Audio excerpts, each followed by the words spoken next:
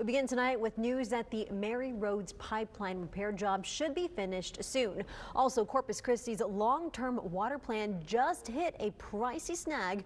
What started as a state-funded well project along the Nueces River is now coming with a $126 million twist, one that could eventually impact your water bill. Michael Gibson has the latest on the pipeline repair and what's turning up in the water that has had city leaders having to rethink their strategy here. Michael? Right now, the Rhodes Pipeline isn't pushing as much water as it should, but crews are working to fix that. And just as the city prepares to tap into new well water along the Nueces River, there's a salty surprise that's had the cost of that project skyrocket. Turns out that water has much too much salinity to use, and fixing that is going to cost a lot more than most people expected. The Rhodes Pipeline has been operating at reduced capacity, only pushing about 55 million gallons of water a day down to the Owen Stevens treatment plant in Calallen.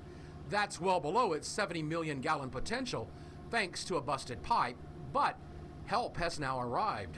The repaired pump and motor has all been delivered today to the Lavaca Navidad River Authority's Lake Texana pumping station.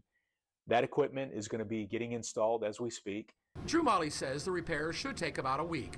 Once that's done, full water delivery of the 70 million gallons per day should resume. Now, that's not the only water the city hopes to get flowing again. Crews have been drilling wells along the Nueces River, part of a long-term strategy to diversify the city's water sources. But that effort has been in limbo as environmental studies are completed. The area is home to dozens of threatened and endangered species.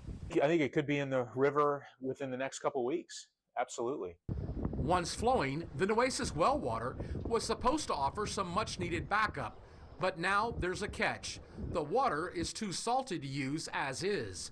So the city is pivoting to Plan B, building a reverse osmosis plant to handle all of that brackish water. And that pivot comes with a big price tag, $126 million.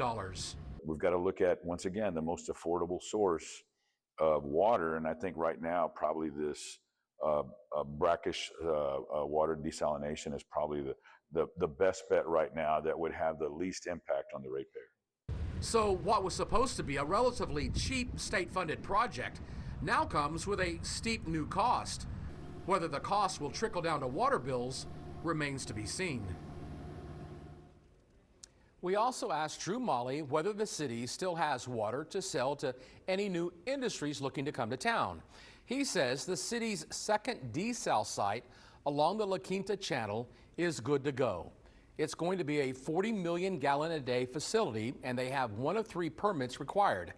They say they just need someone from industry ready to write them a check for that water to begin flowing. Leslie?